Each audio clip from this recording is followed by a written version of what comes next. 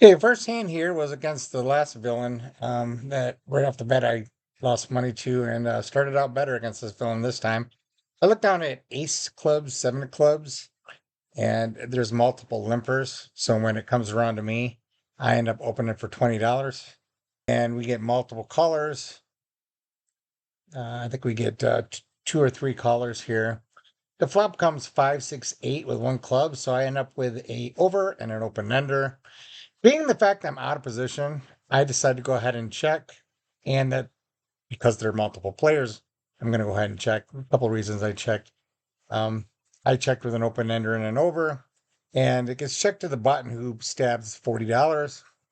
I decide to call, and the other gentleman, the main villain in the hand, he decides to call as well. The turn comes a four, so I end up hitting my straight. Um, Play a little deceptive here. I decide to check. Um, just sometimes I'll play a little deceptive. I don't always do the same thing every time. If I go ahead and donk, it looks really strong. Like obviously, like I have a straight. Because would I really donk into multiple players if I didn't have the straight?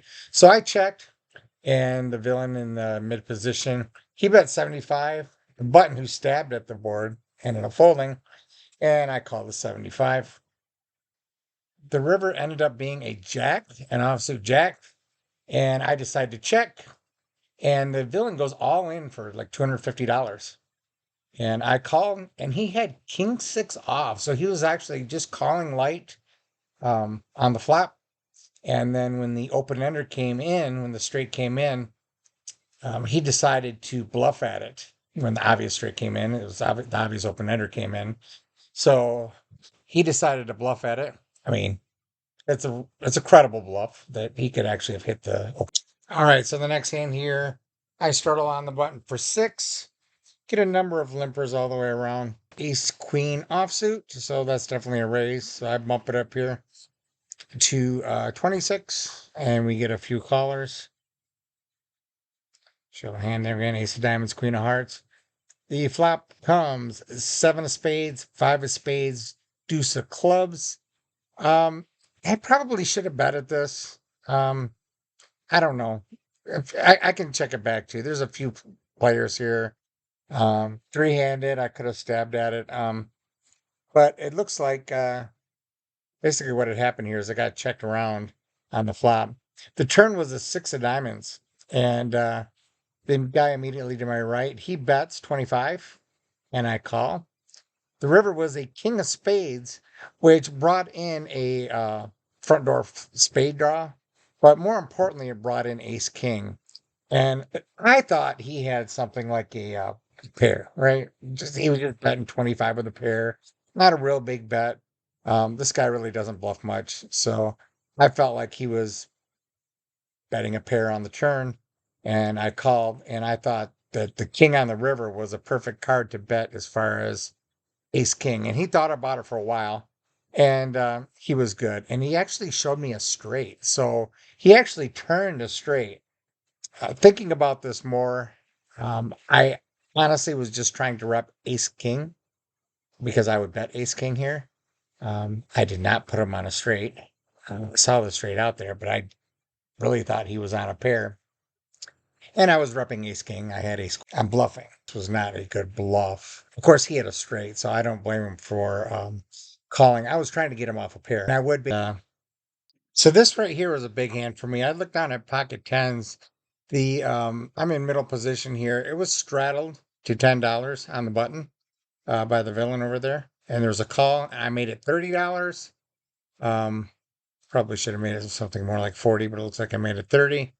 And the villain called. Oh, he was on the button actually. So just two of us there. The flop king 10-8-3 with two clubs. So I flop top set, which is wonderful. And he goes ahead and he donks for $30, which is unusual. I'm not sure. Usually this is a draw when people donk into the pre-flop raiser like this. So I'm going to charge him right now. I raise it up to 125. And, I could easily have a draw here. I could have an overpair. I could have a lot of different things I want to charge his draw. Um, and he's sitting here thinking about it for a while. And It looks like he wants to shove, and I'm kind of hoping he does. He's counting out his chips there. So after quite a bit of deliberation, he goes ahead and shoves for about $600 or so. Um, and I called, maybe it was a little less than that, about 500. Um, but of course, I snap call with top set, and we run it out twice, and I hold. Um, it's kind of interesting. I really don't like his shove. I mean, I'm not a big fan of donking into the pre-flop raiser. There are times for it at some times, but he showed, I believe it was the ace of clubs, so I'm guessing he had something like the nut flush draw. Um, and he was just going with it. But when you shove here, you're not really accomplishing anything. I'm raising, trying to charge his draws. Um, I figure if he's got something like the nut flush draw, I want to go ahead and charge him now. I don't want to just call the $30. Um, and I could have an overpair, I could have a set, I could have a draw myself. But when I have something as strong as top set, I want to go ahead and charge his draws. And for him to come over the top and shove, I really don't like that because he's pricing me out if I have a draw. If I have something like, let's say, a smaller flush draw with a straight draw, something along those lines, I'm just folding because I'm not getting the right price because he could easily have a higher flush draw. So he would just force me to fold. So really, the only thing calling here is better. Only better is calling on this particular shove. So I really don't like. All right, so this next one's pretty interesting. Raised to $15, and I think it was a hijack with 3 4 diamonds, and the button made it 50. And typically certain players I might just fold this, but this particular player wasn't too sure. Plus, if he does have a big hand, maybe I can do real well. So I love playing these speculative hands sometimes. So I called. The flop came out ace 5 8 with 2 clubs. I checked and he bet $30. Now he 3 bet to 50, and then with $100 in there, he only bet 30. I don't know. I ended up calling with my gutter just because I wasn't too convinced that he had a strong hand or really had anything. So the turn was a 5. I check and he bets 50. So again, the sizing is the reason that I stuck around because I'm like, boy, there's 2 clubs on the flop. Is he really betting an ace here? Wouldn't he want to charge clubs? Or I just didn't buy. Again, he had something real strong. Again, all I have is a gutter. But at that price, I decided to call. The river ended up being a, let me see, I called there for 50. The river ended up being a 3. I checked to him, and he bets $85.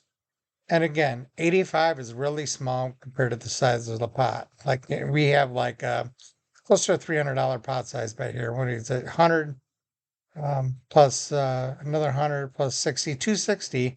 He bet 85. And I really thought, boy, I bet he's just bullshitting. And he was calling with something like, you know, he was betting with maybe something like King Queen. Maybe my pair is good on the river. I really thought it was possible that my pair was good on the river, even though all I got is a pair of threes. And so I ended up tanking forever on this. And I ended up folding. And he showed me King Queen. And it was not even the flush draw, it was the King of Clubs, Queen of Spades. King of Clubs, Queen of Spades he had. So he ended up bluffing me, and I folded, and I almost called him. I really almost called him because of his bet sizing. I just didn't buy it. There's a reason I called him down with just a gutter, and thought maybe if I hit one of my pairs, I was good. And I hit my pair, and I ended up folding. But I really thought my bottom pair was good, and it turns out it was. So this next one ain't a big deal. I straddled $6 on the button, and the guy raised under the gun to 15. Multiple callers. It comes back around to me. And I looked down at 10 of hearts, 5 of hearts. Again, this isn't a great hand. But when it's only $7 more and you're on the button and there's a million people in there, it's kind of like I'm suited, I'm on the button. I'll call and see a flop, right? So, because if he had made it a standard raise to like 20, 25, I would have called. Well, anyway, the flop comes Jack 10-5. So he turns around, he bets $25. And I'm like, okay, that's really small. Um, maybe he bet like 35. It was small compared to the size of the pot, but it was under pot's half pot size bet. But anyway, he bet. It was around to me, and there was a flush draw on the board. So I thought, well, bottom two pair here, I'm going to raise it up for sure.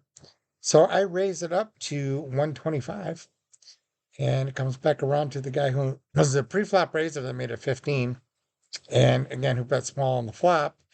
And he looks at me and thinks about it for a while, and he jams all in for about $250. And of course, I snap call. I think I'm good here. And come to find out, it was, he had ace jack. Sorry. So he had ace jack, and I bought him two pair. And we ran it out twice, and he ended up hitting Broadway on both boards. So he won both boards. I was in great shape with bottom two pair versus his top, and lost. And up until this point, I had taken a couple hits, been going down. I was way up in the session, and I lost again, and then I lost this pot, and call it a day after today. That's it. So here we are. I'm walking away. This is the last double board PLO bomb pot. We all put in $10. I look down at 7765, and look what I come into. I end up flopping second set with a big wrap. So I have the wrap plus the flush draw. You can see there on the top, and I have a set of sevens on the bottom. It goes back call. The lady here, she re-raises pot, full pot, and I want to repot it because I want to get the higher spades out if I'm going to go with this hand. I ended up repot jamming, and she had a lot of money in front of her too. So we get the other people out, which is what I wanted. And she called me, and sure enough, she had set of queens, and she had two pair on the top board. Honestly, she had me in really bad shape. You can see she had a set of queens. What else could she have? Right? I mean, there's diamonds on the board, but yeah, I think she has a set of queens here all day and every day. And some of you have asked me to kind of post my results at the end of each session. So we bought in for $400 and we cashed out for $1,250. So it was a good session for us. A profit of $850 on this one.